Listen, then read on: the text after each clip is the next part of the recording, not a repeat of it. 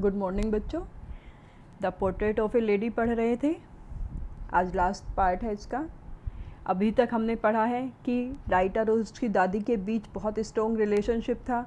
वो दोनों बहुत अच्छे दोस्त थे, लेकिन धीरे धीरे उनकी फ्रेंडशिप चेंज होती रहती है।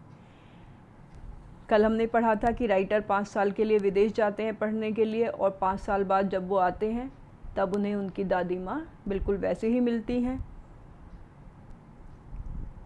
In the evening A change came over हर। उस दिन राइटर वापस आया था, लेकिन सबसे खुश उसकी दादी माँ अभी भी चिड़ियों के साथ ही थी। लेकिन इवनिंग में राइटर ने अपनी दादी माँ में एक चेंज नोटिस किया। She did not pray. उस दिन उन्होंने प्रे नहीं की, यानी अपनी पूजा नहीं की। She collected the women of the neighbourhood. उन्होंने आस पड़ोस की औरतों को इकट्ठा किया। Got an old drum. एक पुराना ड्रम लिया, ड्रम ढोलक कहते हैं जिसे। And started to sing. और गाने लगी। For several hours she thump the sagging skin of the dilapidated drum. और कई घंटों तक, सेवरल आवर्स कई घंटों तक, she thump the sagging skin. Sagging skin का मतलब होता है जो ढोल में स्किन होती है। सैगिंग यानी जब वो लटकने लगती है, थोड़ी ढीली हो जाती है।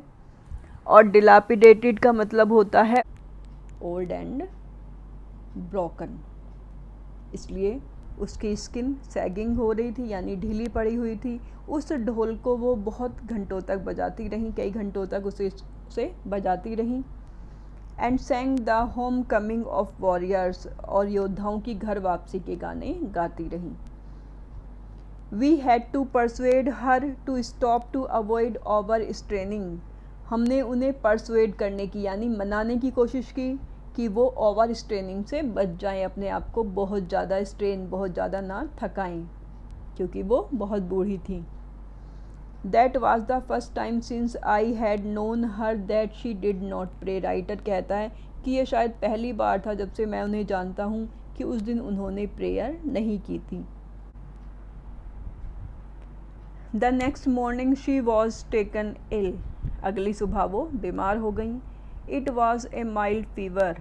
बहुत हल्का सा बुखार था उन्हें। And the doctor told us that it would go. Doctor ने कहा कि ये बुखार ठीक हो जाएगा। But my grandmother thought differently. लेकिन मेरी ग्रैंड मदर कुछ और सोच रही थी।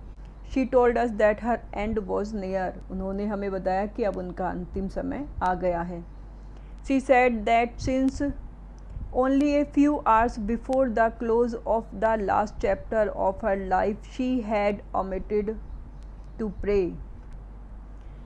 उन्होंने कहा कि उनकी last chapter of her life, यानी ये उनके जीवन का आखिरी चैप्टर था, और उसके क्लोज होने से कुछ समय पहले से ही उन्होंने प्रेयर करना अमिट कर दिया था, यानी बंद कर दिया था। उस दिन, उस शाम उन्होंने प्रेयर नहीं की थी। She was not going to waste any more time talking to us.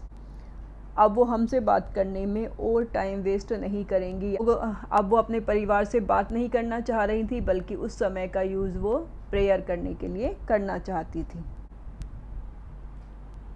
We protested. हमने इस बात का विरोध किया कि अभी उनकी तबीयत ख़राब है और उन्हें इस टाइम प्रेयर नहीं करनी चाहिए। But she ignored our protest. लेकिन उन्होंने हमारे विरोध पर कोई ध्यान नहीं दिया। She lay peacefully in her bed praying and telling her beads. वो अपने बेड पर बड़ी पीसफुली, शांति के साथ प्रे करती रहीं और अपनी मालाओं पर जाप करती रहीं। Even before we could suspect. और इससे पहले कि हमें शक होता। Her lips stopped moving. उनके होठ हिलने बंद हो गए। And the rosary fell from her lifeless fingers. और उनके फिंगर्स, क्योंकि उस समय उनकी डेथ हो गई थी, तो उनकी फिंगर्स लाइफलेस यानी निर्जीव हो गई थी। उससे रोजरी, उससे माला गिर गई थी। Peaceful pallor spread on her face. Pallor का मतलब पीलापन, और एक शांति से भरा हुआ पीलापन उनके फेस पर आ गया था। We knew that she was dead. और हम समझ गए कि उनकी डेथ हो चुकी है। We lifted her off the bed. हमने उन्हें बेड से उठाया। And as is customary laid her on the ground. जैसे कि होता है जब आदमी की डेथ हो जाती है, जब इंसान की डेथ हो जाती है तो उसे बिस्तर पर नहीं रहने देते, उसे ज़मीन पर लिटाते हैं। उन्होंने भी अपनी दादी माँ को ग्राउंड पर लिटा दिया। And covered her with A red shroud. Shroud का मतलब होता है कफन, और उन्हें रेड कलर के कफन से कवर कर दिया। After a few hours of morning, कुछ घंटों की शोक के बाद। मॉर्निंग का मतलब होता है शोक करना, विलाप करना, जो किसी की डेथ के बाद किया जाता है। We left her alone to make arrangement for her funeral. हम वहाँ से उनके फ्यूनरल का अरेंजमेंट करने के लिए गए। फ्यूनरल जो अंतिम संस्कार होता है। In the evening we went to her room. शाम को हम उनके कमरे में गए। With a crude stretcher to take her to be cremated. और उनके साथ में एक क्रूड स्ट्रेचर था, जिसे कि अर्थी कहा जाता है। मरने के बाद अर्थी पर लिटाकर क्रीमेशन के लिए यानी दाह संस्कार के लिए ले जाया जाता है। The sun was setting. उस समय सूरज छिप रहा था। And had lit her room and veranda with a blaze of golden light. और उस समय सूरज की रोशनी से उनका रूम और वरांदा दोनों चमक रहे थे। We stopped half way in the courtyard. हम आंगन में आधे रास्ते में ही रुक गए। All over the verandah and in her room right up to where she lay dead and stiff wrapped in the red shroud, thousands of sparrows sat scattered on the floor। क्यों रुक गए थे वो बरामदे में आधे रास्ते में ही?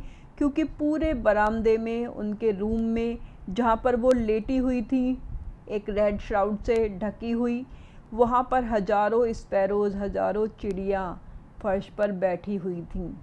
यानी जिन चिड़ियों को उनकी दादी माँ खाना खिलाती थी वो सारी आ गई। उन सबको पता चल गया कि अब उनको खाना खिलाने वाली इस दुनिया में नहीं है। There was no chirping. लेकिन उस समय वो हमेशा की तरह चहचहा नहीं रही थी।